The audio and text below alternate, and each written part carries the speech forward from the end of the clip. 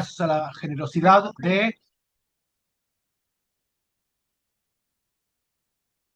a la generosidad de nuestra estimada Ana Gali Contreras Morales y todo el equipo de Enlace No Ágidas Radio, los hermanos Hernández. Muchísimas gracias. Esta es la clase número 5, donde vamos a hablar sobre el tema de la plegaria, rezo, oración, es lo mismo, tefilá, y cómo esto se constituye en un fundamento de la fe. Antes de esto, vamos a comenzar con unos videos. Adelante.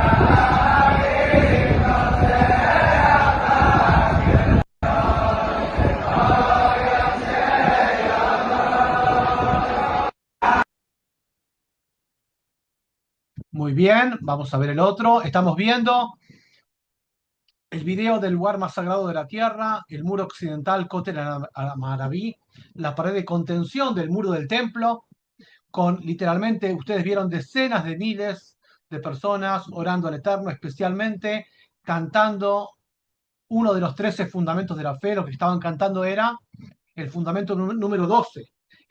Aguardamos todos los días la venida del Mashiach, e incluso que este se retrase, lo vamos a guardar activamente. Eso cantaba el pueblo.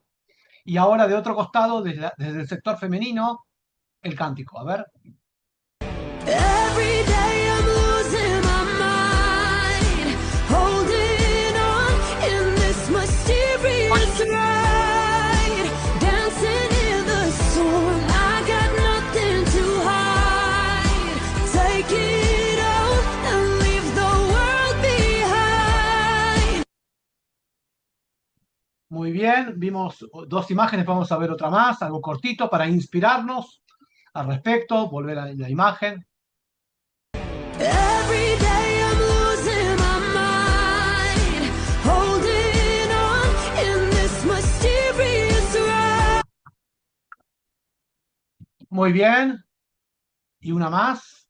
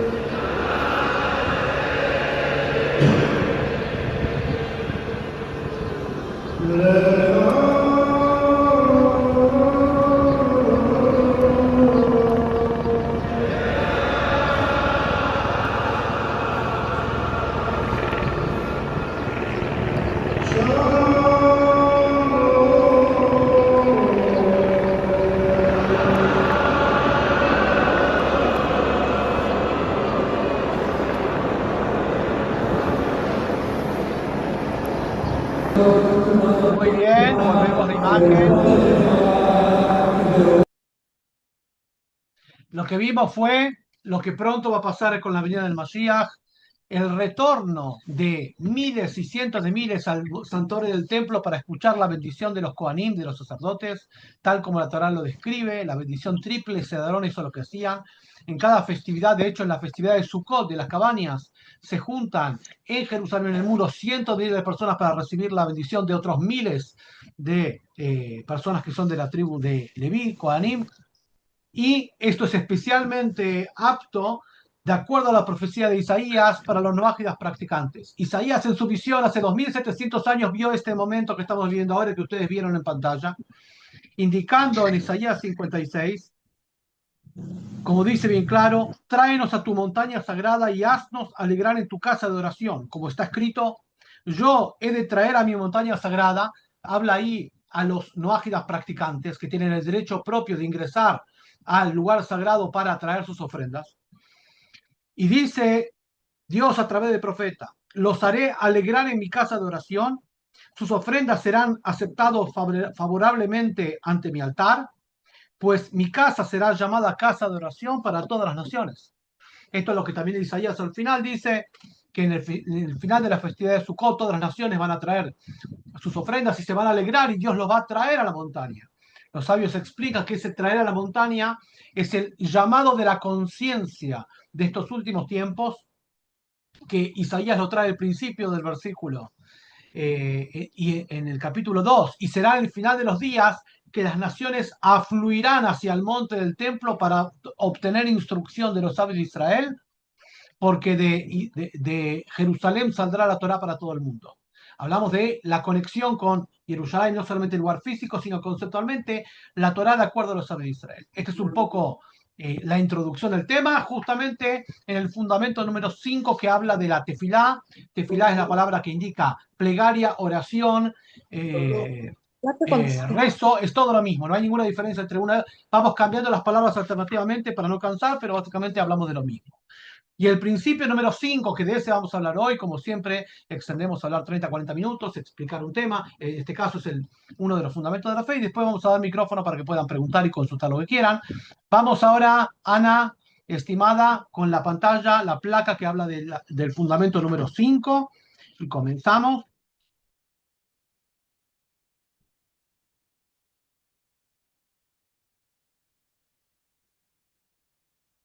Solo al Creador es apropiado adorar y servir, solo se debe difundir la grandeza del Creador y cumplir sus preceptos.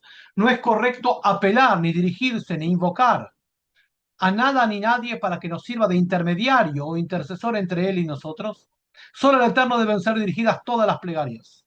Todo otro medio fuera de Él, sean ángeles, constelaciones o cualquier tipo de ente o ser, debe ser desechado, si no es considerado idolatría. Esto es el resumen del principio. Yo tengo la convicción certera, dice el Maimónides, que el Creador, bendito sea su nombre, es el único digno a rezar y a nadie más. Ahora volvemos la imagen a nosotros. A partir de este principio dijimos que la estructura de los 13 fundamentos de la fe es como un edificio que tiene 13 cimientos. El primer conjunto de cimientos hablamos de Dios, que es Dios, el ser más perfecto de todos, creador y conductor del universo, la razón y el orden del cosmos. No tiene cuerpo, es uno solo, no tiene principio ni fin, fue preexistente. Todo eso lo explicamos en los 4 fundamentos anteriores. A partir de ahora vamos a desarrollar cómo es nuestro vínculo con Él, de Él hacia nosotros y de nosotros hacia Él. Y eso va a hablar la segunda parte de nuestro curso del fundamento número 4 hasta el 11, de eso va a hablar, de nuestro vínculo, nexo con el Eterno. Si algo, hay un hilo conductor entre todos los libros del Tanaj, de los profetas, de los escritos y del Pentateuco, en sus 929 capítulos, si algo podemos decir, ¿de qué documenta la Torá?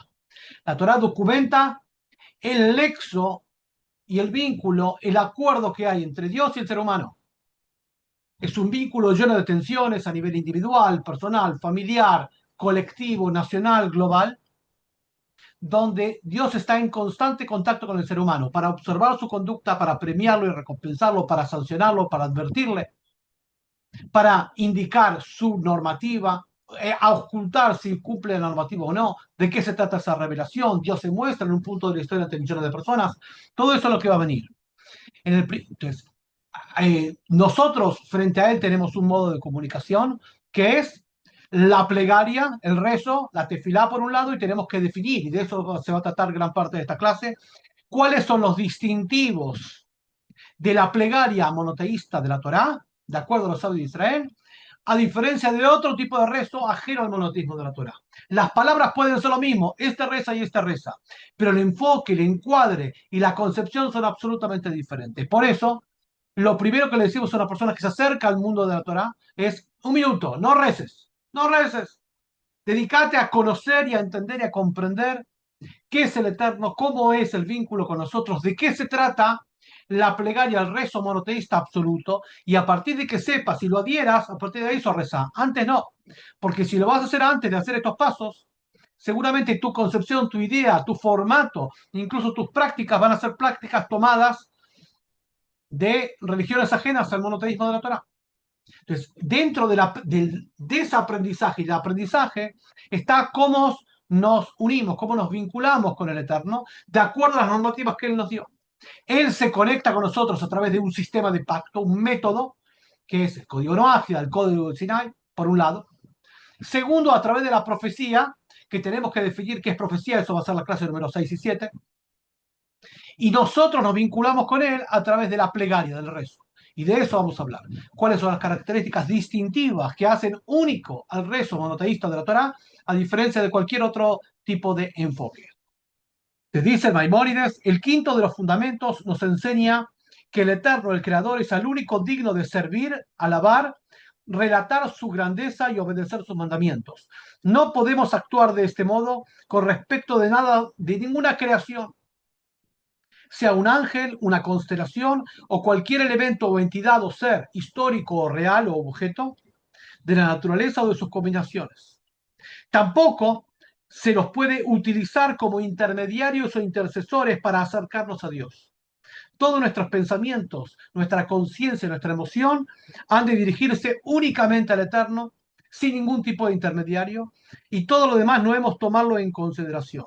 Este quinto fundamento constituye la prohibición de idolatría en todas sus formas, y gran parte de la Torá nos previene respecto de ello. De hecho, el libro que estudiamos siempre, el libro del conocimiento de Maimónides, dedica 10 capítulos sobre leyes en contra de la idolatría, y el primero de los capítulos que lo estudiamos en la primera de las clases, describimos cómo llega la idolatría al ser humano. El ser humano, al principio, el ser humano, Adán y Javá, los primeros seres humanos, tomaron conciencia del Creador y rezaron a Dios. Las primeras generaciones fueron absolutamente monoteístas, naturales. Cuando el ser humano se empezó a pervertir, ahí empezó a colocar intermediarios o a alabar o a dar deferencia a los seres que comandan este mundo por orden divina, como los seres naturales, los cuerpos celestes, que comandan el día, la noche, todo esto, sin entender que estos son solamente vehículos por los cuales Dios opera en el mundo y no tienen entidad en sí mismos.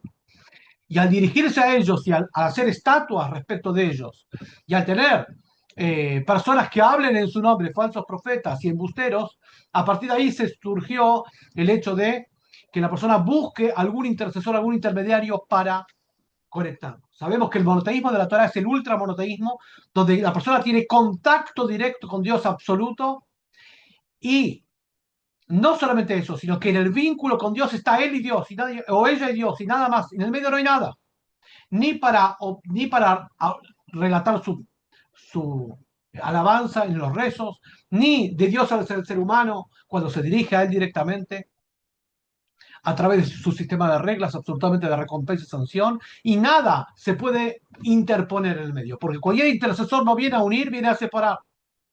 Los intercesores vienen a separar a la persona de Dios, y Dios quiere que seamos libres con un contacto directo, así que cuando una persona transgrede, él solo, así como ensució su alma y transgredió, tiene que hacer teshuvá, arrepentirse, abandonar la transgresión, reparar en lo que él dependa su daño.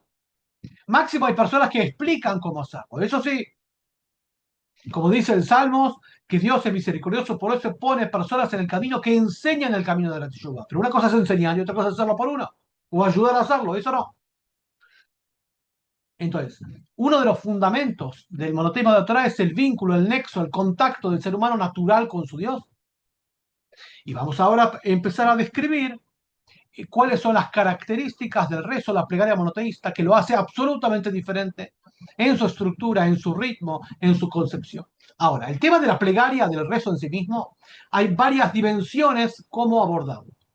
Podemos abordarlo en un aspecto normativo legal, cuáles son las normas sugeridas, lo permitido, lo prohibido, lo conveniente, lo inconveniente, el deber y el permiso, de cómo es el rezo, que de hecho dimos muchos cursos en nuestro canal Luz de la Torá, tenemos 30 clases en la parte de las clases en vivo respecto de eso, las primeras 30 clases del curso de las leyes no ágidas.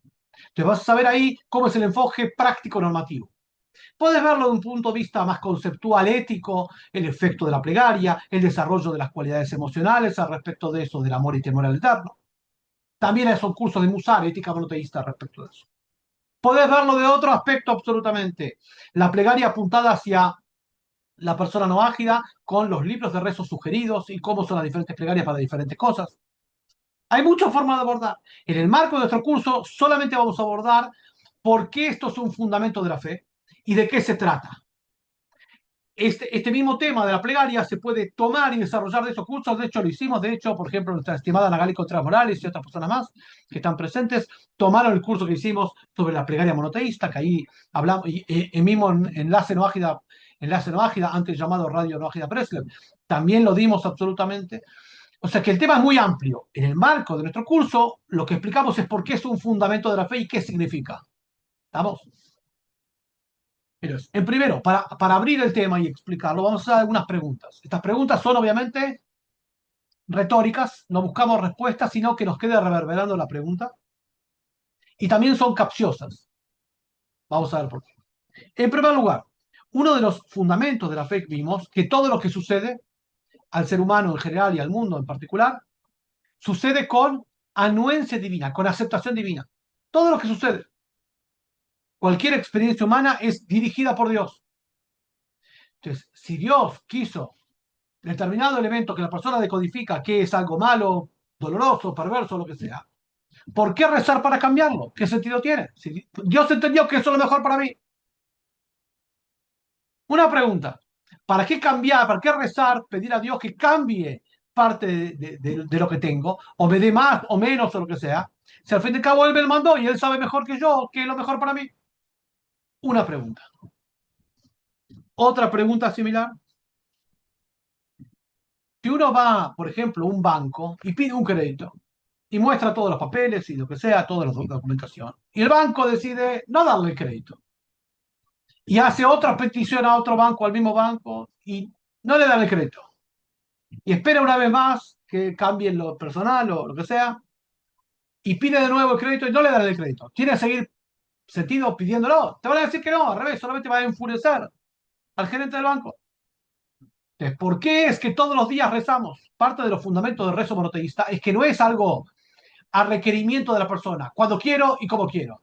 El deber de rezar, que cada vez que rezás cumplís el precepto no ágida de el monoteísmo más absoluto y la negación de toda forma de idolatría, es un precepto permanente. En primer lugar, es un mandamiento.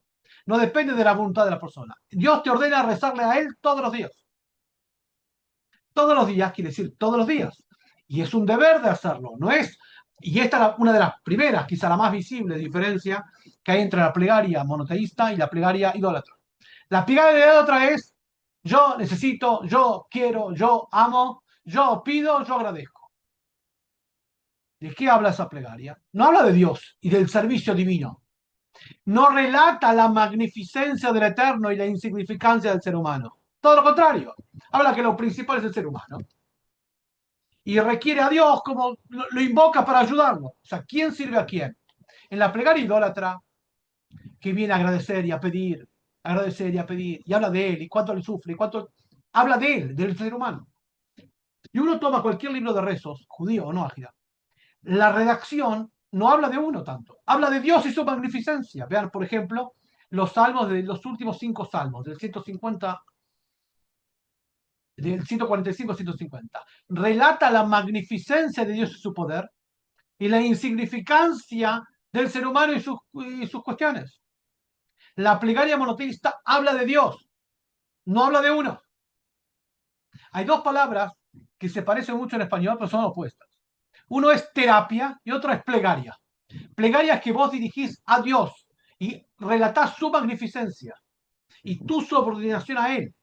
No relatás tus problemas. Y para eso está terapia psicoanalítica, que es muy sano, pero no es plegaria. En mezclar las cosas, y en la plegaria propia hablar del yo, del yo, del yo, y sus conjugaciones, eso no es plegaria, es hablar de vos. Plegaria es el espacio para hablar de Él, no de vos. Y no necesariamente pedir o agradecer, porque pedir o agradecer también habla de vos, que hay algo más fuerte y más importante que pedir o agradecer, que es hablar de Él, servicio a Él. Es un enfoque diferente, donde vos tenés que concientizarse de su magnificencia y de tu insignificancia. Obviamente que todo es un campo de estudio y desarrollo. Hablamos del fundamento. Entonces, lo primero es que la plegaria en el monoteísmo de la Tierra es un deber. Segundo, es todos los días. Si se hace sin ganas y sin entusiasmo, tiene muchísimo más valor, porque es una rendición ante el precepto del Eterno. Me rindo ante el Eterno y rezo porque Él me lo ordenó. No hay cosa más empoderada que eso. Donde mi yo se repliega ante Él. Es otro concepto, otro estándar absoluto. Avancemos un poquito más. Entonces, hasta ahora hicimos dos preguntas. Primero de todo, si Dios me mandó A, B, C de mi vida, quiere decir que para mí es lo mejor eso. A pesar que en el momento no lo puedo ver. Pero es lo mejor. ¿Por qué? Porque Él sabe mejor que todos qué es lo mejor para mí. Y me manda esto. Entonces, ¿para qué rezar? Segundo, si ya pedí algo varias veces y Dios no me lo concede por ahora, ¿tiene sentido seguir rezando? ¿Tiene sentido seguir rezando? Respuesta es sí tiene sentido. ¿Pero por qué? Moshe, vemos en el principio del libro de Deuteronomio, rezó 515 veces entrar a la tierra de Israel. Y Moshe no le faltaban méritos. 515 veces. Hasta que cuando iba a pronunciar la plegaria 516, Dios dijo, cállate, así subió mi pensamiento. No vas a entrar a la tierra de Israel. ¿Te quieres seguir pidiendo todo el tiempo? Vimos recién en el video el muro occidental. El pueblo de Israel, desde que se destruyó el templo de Jerusalén, hace casi 2000 años, 18 veces por día, de todos los días de la vida, 18 veces por día, 6 veces en cada una de las plegarias regulatorias llamadas amidad, en 6 oportunidades de cada una de esas plegarias, 18 veces por día, pide que vuelvan los jueces como otrora, queremos ver tu retorno misericordioso a Jerusalén, que se reconstruya el santuario, todo esto. La pregunta es, ¿tiene sentido?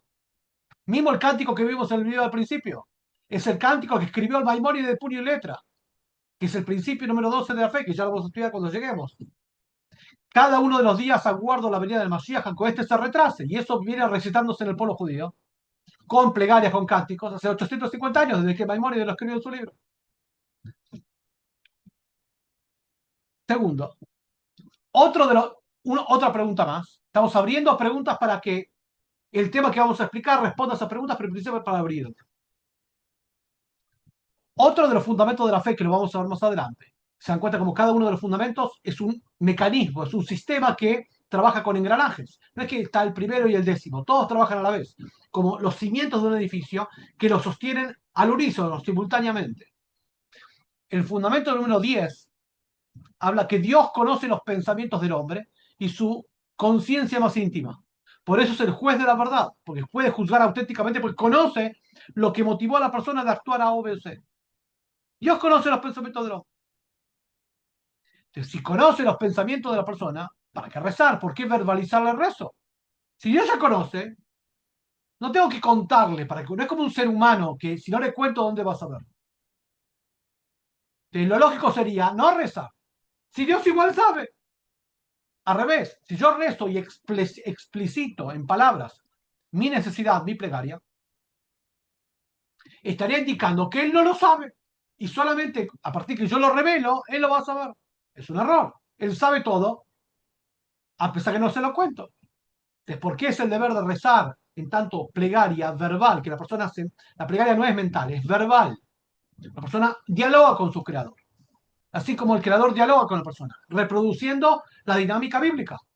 Toda la Torah es el diálogo entre Dios y el ser humano. De hecho, es el único ser al cual Dios dialoga. El diálogo verbal, no mental, sino verbal, es lo que le da la pauta a la persona que está en nexo, está en comunicación. Entonces, resumiendo, ¿cómo podemos pedir a Dios que cambie la decisión si decidió no dármelo transitoriamente? ¿Qué sentido tiene pedir que lo cambie? Segundo, ¿para qué contarle a Dios nuestros temas si Él los conoce mejor que todos? ¿Para qué repetir una plegaria cuando no es concedida? ¿Y para qué pedir que cambie algo si Él me lo manda y lo mejor para mí en este momento, pues que no lo vea? ¿Para qué pedir que lo cambie? Hay muchas más preguntas respecto de esto, pero la idea es así. El punto central es el objetivo principal del rezo, reforzando el monoteísmo más absoluto y evitando toda idolatría, concientizándose permanentemente. No se reza para que Dios cambie de opinión, y mucho menos para obtener lo que no puedo obtener con mis formas solas. Traemos un ejemplo de qué es una plegaria idólatra. La plegaria idólatra clásica es lo siguiente: Dios, mi jefe no aumenta mi salario, por favor, hace que mi jefe aumente mi salario. Eso es lo más idólatra que puede haber. Porque es que estoy diciendo. Estoy diciendo que el poder y la decisión la tiene mi patrón. Y como yo no lo puedo aflojar, traigo al bravucón del vecindario a que lo afloje, que es Dios. Dios, vení vos, que sos un bravucón, y aflojá al jefe que me es duro, no me quiere aumentar el salario. Pero ¿quién tiene el poder? ¿Quién corta el bacalao? ¿De quién dependo? De mi patrón. Como no puedo aflojarlo solo, traigo a Dios. Bueno, eso no solo tiene que ser una ofensa divina y reducir los méritos, transgresión o ágida de ofender a Dios, sino que básicamente es lo más idólatra que hay. Porque ahí estoy poniendo a Dios como intermediario para que intermedie entre mi jefe y mí. Lo mismo con cualquier cosa que uno necesite. Sino, ¿cómo es la plegaria monoteísta en este caso? Dios, vos tenés todo el poder y sustentás a toda la creación. Y mi sustento depende de vos. Decidí vos cómo querés darme sustento en abundancia. Si querés que sea a través de un salario, hacelo. Si querés que mi patrón me vote, me eche del trabajo y me vas a traer otro sustento, haz lo que quieras. Yo estoy en tus manos, no estoy en la mano del patrón. Eso que la gente trabaja es porque hay un mandato divino de trabajar y desarrollar el mundo y evitar que se dañe. Pero no porque de eso depende el sustento depende de Dios. Es que Dios decida cómo es el canal mejor. No tengo que achicarle ni darle consejos a Dios cómo hacer las cosas. Esa es la plegaria auténtica. Todo lo demás, afuera. Entonces, ¿qué más tenemos? Lo siguiente. Obviamente que esto nunca quita ni mira en reemplazo la plegaria de la acción concreta. La acción concreta es un deber divino. El versículo nos dice, Dios te bendecirá en todo lo que hagas. Dios quiere que desarrollemos la sociedad y el mundo y evitemos que se dañe. La acción concreta. La plegaria es complementaria en otra dimensión. No es que rezo o voy al médico. Primero todo vas al médico y después rezas. Trabajás y después rezas. Vas a una agencia matrimonial y después rezas. No viene en reemplazo de. Viene montado sobre. Porque la orden divina del código noaje y del código judío también es hacer, no hacer. Ahora, por eso el texto de la plegaria no habla de mí y mis problemas, habla de él y su poder. Es otra cosa, diferente. Consecuentemente, de eso se trata uno de los aspectos de la plegaria monoteísta. Dentro de eso, tenemos uno de los libros clásicos y fundamentales que cualquier monoteísta alguna vez en la vida tiene que estudiar. Y de hecho, ya dimos cursos, cada año damos cursos de esto parcialmente y también vamos a dar el año que viene. El libro se llama Kuzari, el Kuzari, se llama así, escrito por Rabbi Yehuda Levi, gran sabio español. El libro tiene casi 1000 años de escrito, casi 1000 años. Y el libro, no quiero spoilear de qué se trata el libro, pero es un libro fundamental para todos que se acerca al monoteísmo de la Torah, especialmente a aquellos que vienen de religiones ajenas. Y en uno de los pasajes, el libro de los capítulos, un libro extenso, está en español, está explicado, hay cursos al respecto de esto, del libro. Es un libro fundamental de la biblioteca filosófica monoteísta. Y explica así. La plegaria, el rezo, es para el alma del ser humano lo mismo que los alimentos para el cuerpo. ¿Para qué una persona come? Una persona come por dos motivos. En primer lugar, para tener energía, calorías. Y segundo, para tener nutrientes, especialmente protectores, fitoquímicos, antioxidantes, para que las enfermedades, los virus, las bacterias no le impacten, o si le impacten, lo puedan luchar contra eso.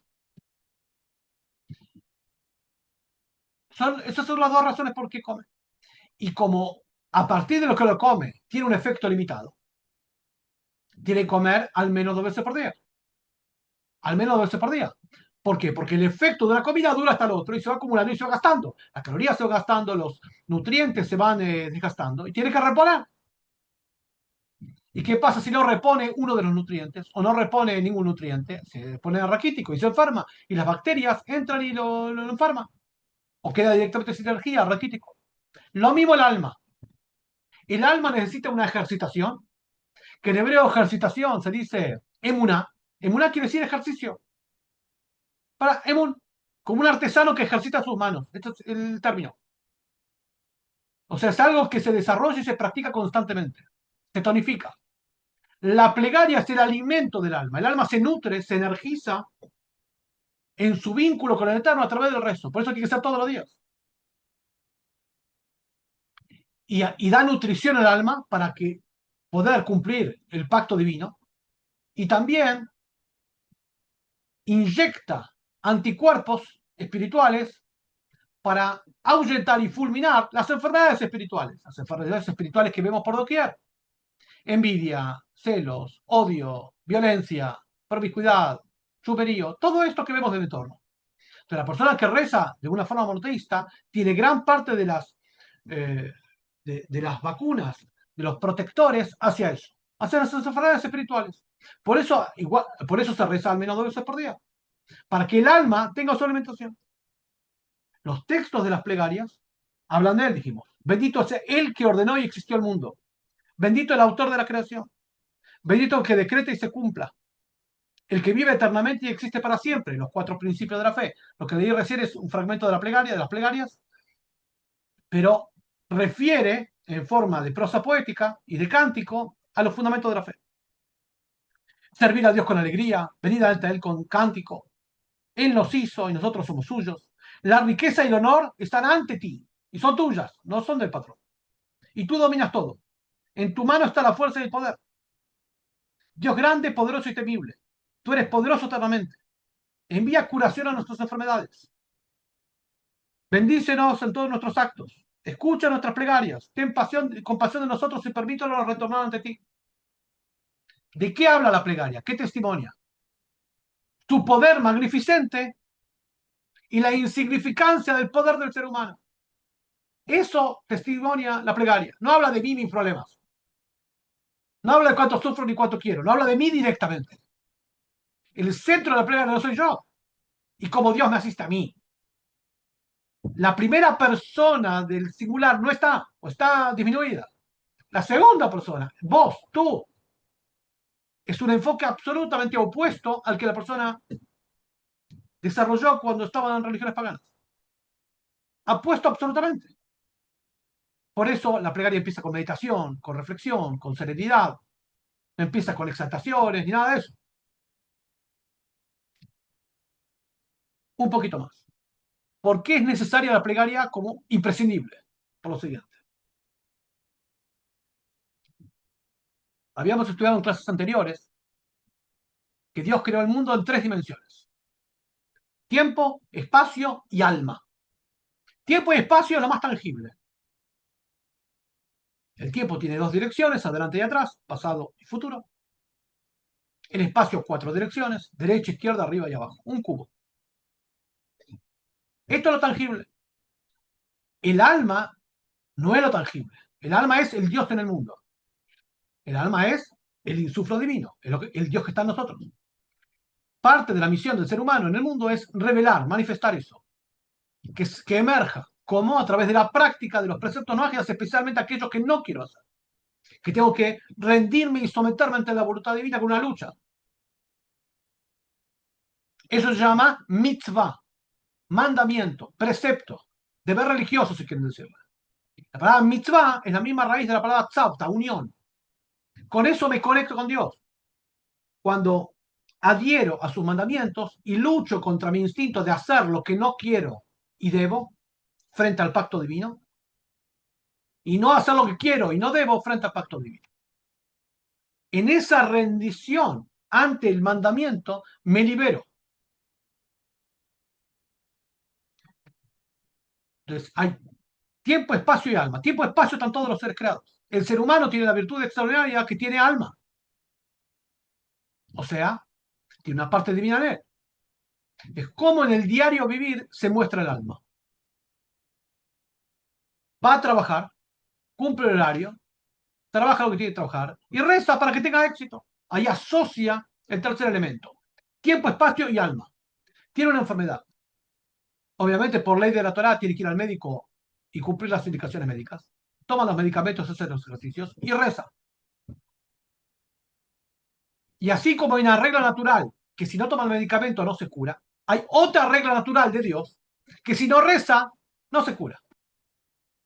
Y se curó sin rezar es porque alguien rezó por él. Los justos de la ciudad, etcétera, etcétera. Pero no puede haber curación si no hay conexión con lo divino. Tiene que haber conexión con lo divino. No solo, pero tiene que haber. Y eso es algo imprescindible. Es decir, el ejemplo que vamos a traer es, para tener, por ejemplo, conexión a Internet, no basta solamente con tener una computadora o un dispositivo apto, tener un programa que conecte, un navegador, tener electricidad, pagar un abono de conexión Wi-Fi y apretar el botón. No basta con eso. Hace falta otra cosa más. Imagínense que contratamos un servicio para la oficina acá de Internet, conectamos todo, apretamos, no funciona, no conecta, no hay red, no hay servicio. Chequeamos de nuevo, no hay servicio. Llamamos a la empresa dice, espere, voy a chequear a ver la zona. Dice, señor, todos acá tienen, en la zona de usted, todos tienen internet, no hay ningún problema. Chequee usted si no colocó correctamente la contraseña, password. Ah, ¿hay que poner un password? Sí, claro, señor. Si no pone el password, por más que la conexión esté todo, la señal llega, el aparato funciona, pero si no pone el password, no engancha. Ponemos el password y enganchó. La plegaria es como el password. Hay una regla natural que tiene que hacerse de esa forma, y otra regla natural que tiene que rezar para que funcione. O sea, conectar lo divino. Es por eso que en cada una de las plegarias nos hablamos que Dios es el que cura, Dios es el que hace, junto con la acción humana que Dios ordena. Esto lo vemos muy bien en la descripción del Génesis. Siempre se acuerdan, en cada clase volvemos a los primeros capítulos del Génesis. En la Torá nos cuenta que, voy a leerlo directamente para que lo vean, esto es algo muy importante. El capítulo 2 de la Torá, 2 de Génesis, de Bereshit. Estas son las crónicas del cielo y la tierra cuando fueron creados el día que Dios hizo la tierra y el cielo. Ningún arbusto silvestre existía en la tierra, ninguna hierba silvestre había brotado, porque Dios no había hecho llover a la tierra y no había hombre para labrar el suelo. O sea, no había lluvia, por eso no había vegetación. Un vapor ascendió de la tierra y regó la superficie del cielo. Dios formó el polvo de la tierra, etc. ¿Qué es este vapor que ascendió de la tierra? La plegaria, el rezo. Así como la lluvia se forma de la condensación de humedad de la tierra, que sube como humedad, se forman nubes y cae lluvia. La plegaria, el rezo, es como la lluvia, es como el ser humano tiene que pedir la lluvia, no viene sola, no es un efecto natural, tiene que ser pedida. Dios anhela y ansía que le pidamos. Porque al pedir no es un acto egoísta, al pedir mostrás la subordinación tuya ante él y mostrás quién tiene el poder. Ahora, en los últimos 5 minutos vamos a explicar este punto y otro más, y ya vamos a dar espacio para que puedan preguntar. El tema es el siguiente. Cuando uno pide algo a alguien, imagínense ustedes, en sus familias, en sus trabajos, ¿a quién le piden qué cosa? Uno le pide al que intuye que se lo va a dar. Si lo que pido es algo muy complejo, voy a buscar a la persona más idónea, no le voy a pedir al que no me puede dar, me puede dar al que me va a dar. Y cuanto más complicado e inaccesible lo que tengo que pedir, más voy a buscar personas que están más encumbradas o que tengan más poder o más capacidad o más talento para hacerlo. El acto de pedir es en sí mismo una subordinación que yo solo no puedo y requiero de alguien que lo pueda. Cuando dirijo todos mis rezos al único que puede todo, al Todopoderoso, ese es un acto de plegaria auténtica, de subordinación ante su poder, que dirijo mi pedido ante él. Es lo que el rey David dice en el Salmo 55. Ashlech a la abeja, arroja a Dios tu pedido, y él te sustentará, arrojalo.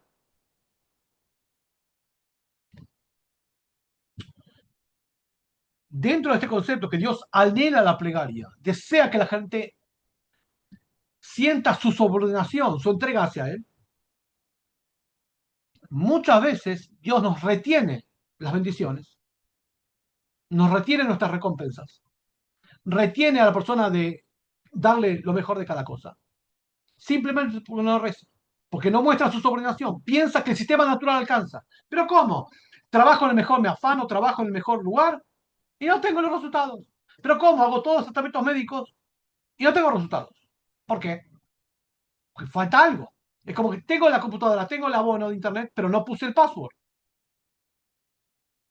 Y si no pongo el password, una parte de la existencia queda invisibilizada. Dijimos tiempo, espacio y alma. Tiempo y espacio es trabajar en tiempo y momento. Y rezar, eso es lo que trae el alma dentro del tema. Medicamento, lo mismo. Tratamiento médico, lo mismo. Y así en cada elemento que uno necesita. El recipiente físico, la acción física que Dios ordena y la bendición que es el rezo. Cuando la persona por un tiempo no reza, o nunca rezó como monoteísta absolutamente, que siempre rezó, pero de otra forma, y dijimos que el rezo, la plegaria, es un componente imprescindible para que llegue el tema. Muchas veces Dios se ve forzado a darnos motivos para rezar. Si ya le damos motivos y razones a Dios para rezar, ya es un problema. Ahora, ¿funciona? Funciona. Es efectivo. Pero ustedes, la gente que desesperada cuando tiene algo va a rezar a Dios. Pero hay una llave, que con esto vamos a terminar, esta parte vamos a dar que puedan preguntar, para no sufrir esto. Que Dios nos tenga que traer a situaciones complicadas, angustiosas, dolorosas para rezar. Que es la siguiente.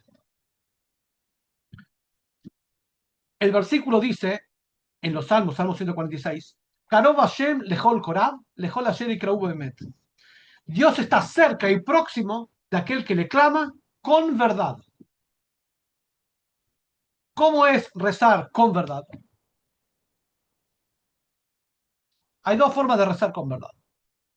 Uno, sufrir. Ahí vos rezás con verdad. Cuando la persona tiene literalmente necesidades y hambre, reza con todo su ser. Antes de un examen que se va a graduar, reza con todo su ser. Cuando está siendo por juzgado por un tribunal y puede perder su patrimonio o su libertad o peor, ahí reza con toda su verdad. Ahí es su verdad. Pero dicen los sabios que hay otra verdad, que es la siguiente. Acá viene la picardía. Estando en salud, estando en abundancia, estando en libertad, imaginarse cómo sería estar enfermo, estar carente, estar desahuciado. ¿Cómo sería? Yo me imagino y contrasto el beneficio que tengo frente a esa dificultad. Pero imagino. Y con esa fuerza y con ese impulso rezo. Rezo como si fuera que soy un carente absoluto. Rezo como si fuera un enfermo absoluto. Como si fuera un necesitado absoluto. Como si fuera un condenado absoluto. Dicen los sabios, el que reza así no lo sufre, porque reza de verdad. El versículo dice, en el Salmo dijimos, Dios está próximo a aquel que reza de verdad. Hay dos formas de tener verdad, o sufrirlo o imaginarse. Dios dice, no seas tonto, imagínate, y reza con ese impulso. Reza con ese impulso. El impulso de imaginarse no teniendo lo que tengo o teniendo cosas peores, y eso lo hace reconocer a uno, gracias a Dios que Dios me puso donde me puso, con los elementos que me puso, y eso me hace impulsar en el rezo. Cuando una persona no tiene ganas de rezar, que se imagine cómo sería si no tiene todo lo que tenga que tener. ¿Con qué impulso rezaría? Bueno, ahora rece con ese impulso. Y no lo sufre. Porque al fin y al cabo el objetivo que era rezar con impulso, con verdad, Dios lo logró. La gente reza con impulso. ¿Cómo? O lo sufre o se imagina, pero se imagina en abundancia, en salud, no en dolor. Es por eso que el mismo Salmo del rey David dice, el rey David se describe a sí mismo, la plegaria de un menesteroso cuando se envuelve el harapos. Tefilá, Leanik y Atov, creo que es Salmo 104. La plegaria de un pobre que se envuelve en harapos. ¿Quién es ese? Rey David. El rey David, era el más poderoso del pueblo de Israel, el más rico del pueblo de Israel, el rey. ¿Este es un pueblo que se mueve en harapos? Sí. La virtud del rey David es que teniendo todo, se imaginaba y rezaba con una humildad como si no tuviera nada. Pero no tener nada y rezar no teniendo nada. Eso no es una virtud. Si no tiene nada, es un menesteroso, no tiene ninguna virtud. Eso es un carácter mono, no tiene nada. La picardía es tener y rezar como si no. Esa es la picardía. No requerir sufrir para rezar o ser carente. No, ser abundante y saludable y rezar con esa. Esta es la llave. Entonces, el que reza imaginándose cómo sería estando enfermo, sin estar enfermo, no se enferma. ¿Por qué no se enferma? Porque ya tu parte de rezar con entusiasmo ya la hizo, imaginándoselo. Es de acá que explican los sabios del Musar, de la ética monoteísta, la única diferencia que hay entre un justo, un tzadik, y un perverso, un malvado, es su capacidad de imaginación. El justo todo el tiempo trae a su mente la consecuencia de sus acciones. Salmo 16, puse a Dios delante mío siempre, puse a Dios delante mío siempre. Se imagina cómo serían las consecuencias de sus acciones si hace lo que no debe y si no hace lo que debe. Y de acuerdo a eso endereza su conducta. Pero no hace falta factores externos que vengan a disciplinarlo, él solo se disciplina. Este es el objetivo, que seamos maduros espiritualmente, que no requiramos que Dios nos persiga, que hacemos las cosas solo, con alegría, con abundancia, y eso es el mejor recipiente para abrir eh, nuestro, nuestro mazal, nuestro destino astrológico y nuestra bendición para que Dios nos dé próspero bienestar, plena espiritualidad, con alegría, y que se cumpla a ustedes lo que dice el versículo en Isaías, que Dios los va a traer a la montaña sagrada para alegrarse con ustedes y festejar las fiestas sagradas, que vuestras ofrendas que traigan en el momento de Jerusalén, cuando venga el Mashiach, ante el muro occidental, sean aceptadas por Dios, porque la casa, dice Dios, mi casa será casa de oración para todas las naciones. Agradecemos de nuevo a Radio Noágidas Breslev, Enlace Noágida, y a la señora Ana Gaby Contreras Morales por este espacio y todos los que hacen posible este espacio. Envíen vuestra generosa contribución para que podamos continuar. Queremos culminar el curso, pero requerimos vuestra colaboración a Radio Noágida Breslev, a Enlace Noágida, a los hermanos Hernández, a Ana Gali, a todos los organizadores. Y ahora abrimos el micrófono para preguntas, consultas y comentarios.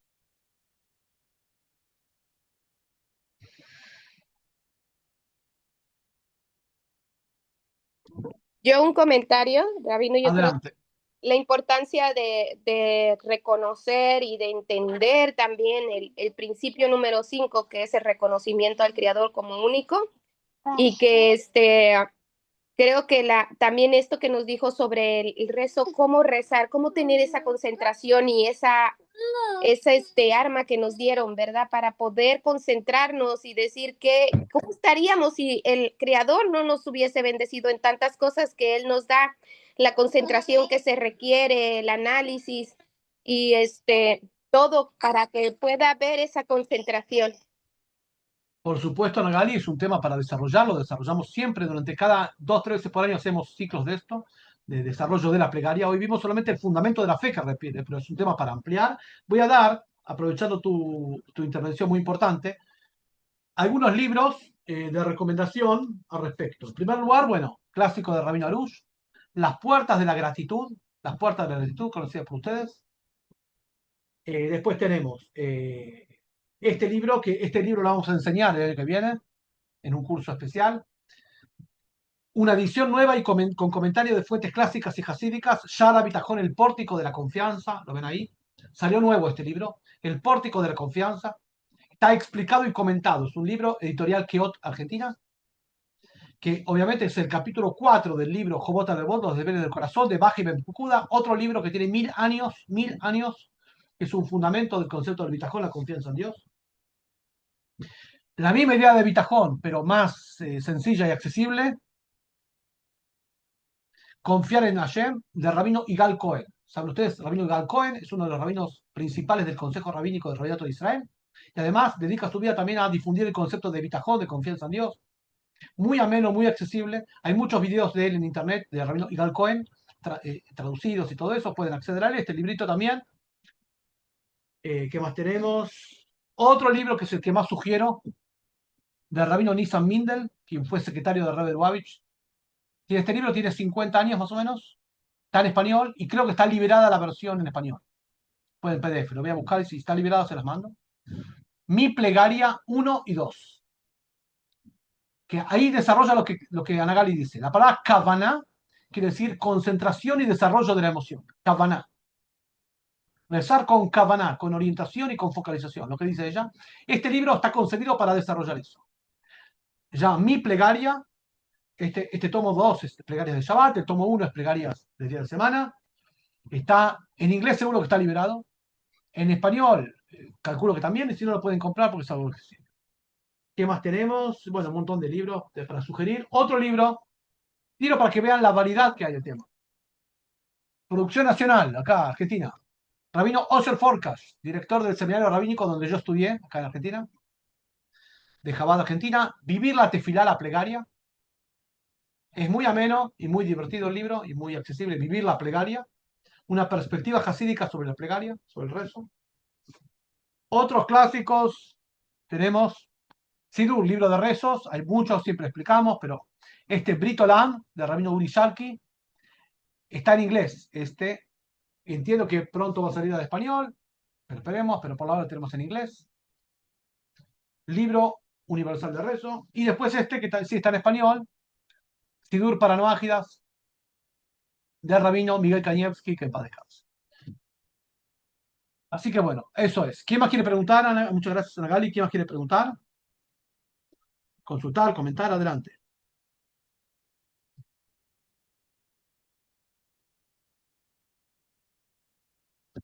Rab, yo tengo una pregunta. Adelante. Hace tiempo una persona me decía que las plegarias que uno hizo al Creador cuando estábamos en otras filosofías, que como que no tenían, que no va, me decía así como que no valían. Entonces, ¿usted qué opina al respecto? A ver si entendí la pregunta. La pregunta es si los rezos que hizo están en idolatría, si sirven o no sirven. Ajá, Lo que pasa es que eso mismo es un acto de idolatría, el mayor acto de idolatría. Es como decir si un asesinato puede traer vida. No, el asesinato sirve para matar, no para dar vida. Cuando la persona pregunta eso, se olvida de algo, que es que él piensa que es una plegaria, es un acto de idolátrico. Es como querer dar vida matando a una persona. No, matar es matar. Lo que la persona entiende la pregunta es si tiene algún efecto, o sea, si él va a tener de esos resultados. Es algo, una pregunta mínimamente, seguro que no, pero mínimamente secundaria frente a lo principal, que es un acto idolátrico de primera línea. Tiene pena de muerte de acuerdo a la ley de Torah. Entonces, ¿qué beneficios puede tener algo que tiene pena de muerte? Es como un empleado que va a pedir aumento de salario y el patrón lo está echando.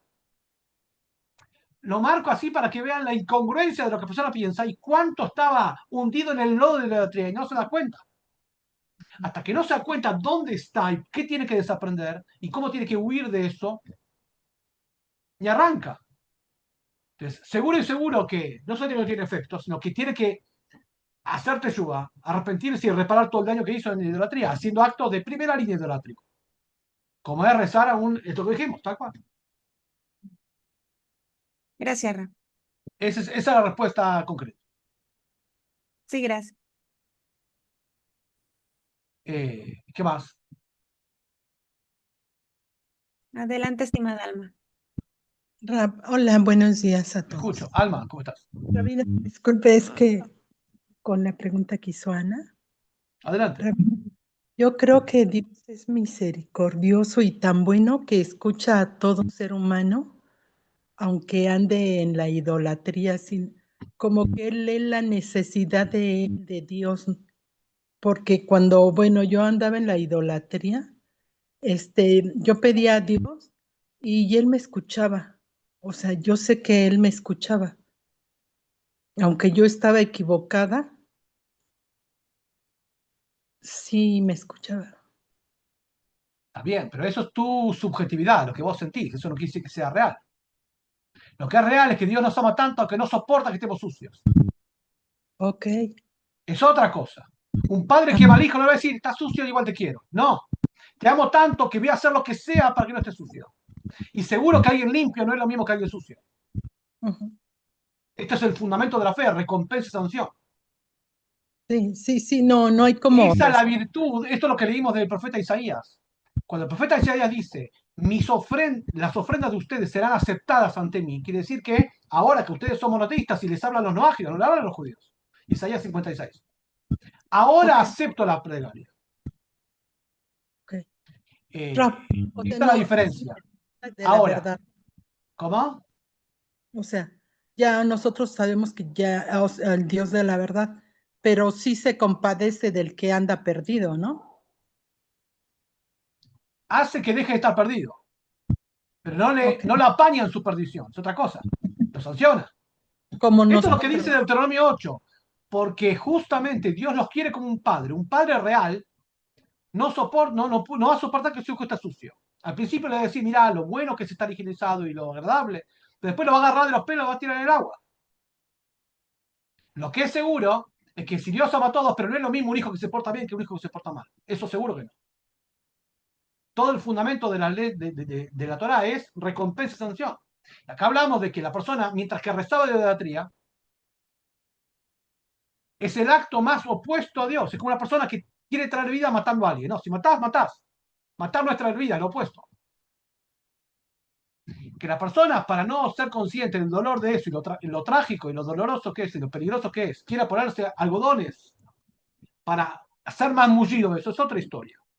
Mi sugerencia es que la gente tiene que abrir el velo y ver todo tal cual como es para huir rápido de eso y darse cuenta y ayudar a otros que huyan de ahí.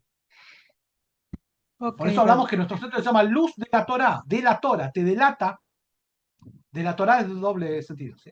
Luz de la Torah, te delata el esquema erróneo.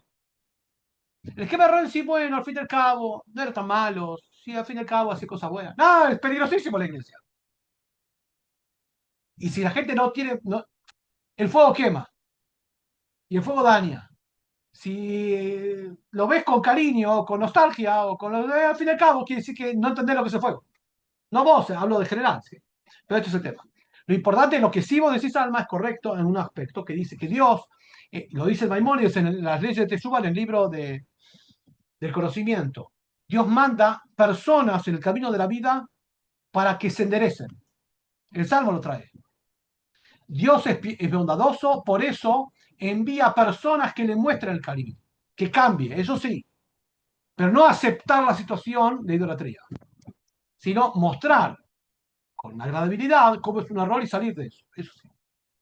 Pero bueno, lo importante, Alma, es que estás en el monoteísmo y eso es lo importante. Sí, sí, Fuerza Rabino, del no, tema. eso sí me queda bien claro, lo de la Baruch idolatría. Hashem. Gracias a Dios. Gracias. Buen Ahí día. está. Buen día. ¿Qué más tenemos? Ruth Velázquez, adelante. Sí, buenos días, Buenas. Rabino. Mi pregunta es, así como preparamos conscientemente nuestra alma o nuestra conciencia para dirigir nuestra oración a Shem, pienso o me gustaría que usted me pudiera ampliar de qué forma también es importante que el espacio donde estemos esté limpio, de qué manera también nosotros, incluso en nuestra higiene personal, debemos de estar de una manera apropiada para que nuestra oración pues sea adecuada, ¿verdad? Porque muchas veces pensamos que la oración solamente es lo que hablamos y no también nuestra persona que debe de estar higiénica o limpia. Me gustaría que tocara un poquito ese tema, Rabino, si es tan amable. Por supuesto, eso tiene que ver con las alajot, las normativas respecto de la plegaria. Te sugiero para eso 10 clases que dimos en el curso de leyes no ágidas, la clase número 20 a 30, después te mando los enlaces, mandame un recordatorio para que veas ese curso. Ahí explicamos en detalle. En principio, la persona tiene que pensar que la actitud de él tiene que ser como va ante un rey a hacer una petición. Ujú. Entonces, un Sí, tiempo sí, me fijo, gustaría. concentrado, un lugar higiénico, vestido decentemente. Hay mucha normativa, no puedo decirla en 30 segundos que tengo, pero sí, una persona tiene que imaginarse cómo sería eso y adoptar su estilo hacia eso. Y también lo principal es que haya tiempo fijo. No que rece cuando quiera y como quiera. Tiempo fijo quiere decir, se Así. dedica a eso. Todos los días de 8 a 8:20 reza. No es que busca un espacio dentro de su agenda para rezar. Separa a toda su gente y dice tal día, tal hora, rezo. Esto se dedica. Eso se llama fijar la plegaria. Obviamente que hay muchos más detalles, pero bueno, en el curso de leyes no ágidas ahí lo desarrollamos íntegramente. Pero bueno, eso básicamente es el efecto. Muchas gracias. Fíjalo, Muchas gracias, Rabino. Le agradezco. por favor. Lila Castro, escucho. Hola, buenos días a todos Buenos y días. a usted. Yo tengo una pregunta que no está tan relacionada con la clase. Si es que se pueda contestar, pues se lo agradecería y si no, también lo entiendo. Nosotros, obviamente, yo vengo también de una cultura que no es monoteísta. Específicamente vengo de catolicismo y del cristianismo, y ahí se nos enseñaba, bueno, que somos cuerpo, tenemos un cuerpo físico, tenemos un alma y tenemos un espíritu. Y a mí me gustaría mucho que me pudiera, estoy medio que atorada en eso, si me pudiera ayudar Sí. Tengo usted. un video de 5 minutos que después se lo voy a pasar en el grupo de WhatsApp, seguramente estás en el grupo de WhatsApp, que explico la diferencia de esto de acuerdo al monoteísmo de la Torah. Ok, gracias. En principio lo que tenés que hacer es desaprender todo lo que, nada de que de la iglesia sirve. Y ningún concepto te va a servir para el monoteísmo, o sea, que en blanco. A partir de eso sí hay un video que después lo voy a buscar, se llama, justamente el video ese lo explico, qué es alma, qué es espíritu, qué es conciencia en el monoteísmo de la Torah. Ese video está por algún lado, lo tengo, lo busco y te lo mando y lo comparto en el grupo de WhatsApp y ahí se te va a esclarecer todo. Ajá. Una pregunta más, y esa me la ¿Sí? hizo mi hija hace unos días. ¿Los animalitos tienen Sí. alma y tienen No, espíritu? no tienen alma. Ok, Espíritu de vida en tanto vivos, pero no ajá, tiene alma. Alma en la Torah es la idea moral, la capacidad del ser humano de distinguir entre bien y mal. Donde bien y mal lo dice Dios. Eso es alma para la Torah. El alma ok, está en la cabeza, en la frente, detrás de la frente, en el freno inhibitorio. Cuando tenés ganas de hacer algo prohibido y te dominás, ahí está el alma. El ser superior que te dice, no, freno y coto a tu impulso, lo que querés y lo debes, lo que debes y lo querés. Eso es el alma para la Torah. No es emociones, no es el corazón, nada. El alma está en el freno inhibitorio. Por eso los preceptos empiezan a correr, empiezan a activarse a partir de los 13 años en el varón y 12 en la mujer. Cuando la persona tiene la capacidad para dominar su propia bestia. Eso es alma para la Torah. Y eso nos distingue de todas otras formas de vida. Y eso es el insuflo divino. Y ese es el Dios que tenés adentro. Eso es. La capacidad de ir en contra de tu impulso. Esta idea la vas a ver expresada por mí en cada clase porque es algo fundamental. Eso es alma. El animal no tiene alma. El animal tiene espíritu de vida. Se muere y ya está. El alma es moral. El animal no tiene bueno ni malo. Un animal, una serpiente es lo mismo que un perro. No tiene moral. Que te sea más funcional es otra historia. Que la gente urbanamente se encariñe es otra historia. Pero eso no es un animal. Animal es animal. Sí, no podemos hacerlo sufrir necesariamente. Eso sí. Pero el animal no tiene moral, se muere y no va a ningún lado. Muere el cuerpo, muere el alma, no hay nada, no va a ningún lado, no hay nada. ok. Muchísimas gracias. El animal es animal, tiene función de animal y cumple su función. El ser humano es el ápice de la creación. Después voy a buscar el video y lo voy a poner. ¿Qué más? ¿Alguna pregunta más? ¿Estamos? Así que bueno, muy bien, muchas gracias por la atención y nos vamos a ver en 2 semanas, donde vamos a empezar a hablar en 2 semanas, ya avanzamos en los principios, la profecía. ¿Qué es la profecía de acuerdo a la Torá? No tiene nada que ver con la profecía que la gente habla de la palabra profecía. La palabra puede ser igual, pero detrás hay otra cosa. Vamos a ver qué es profecía, por qué es un fundamento de fe la profecía y qué es. Principalmente qué es y qué no es, de eso vamos a hablar. Y si existe hoy en día, no, y cómo. Pero bueno, Fuerza Energía, muchísimas gracias de nuevo a Nagali Contreras Morales, a todo Enlace No Ágida, los hermanos Hernández. Fuerza Energía, compartan este espacio. Shalom, shalom. Gracias, Ra. Shalom, Ram, gracias. Más Gracias. gracias, Rabino. Bendiciones. Así con Gracias, usted. Ale Gali. Gracias, Rabino. Gracias, señora Gali, y a las hermanitas. Gracias, Rabino. Bendiciones.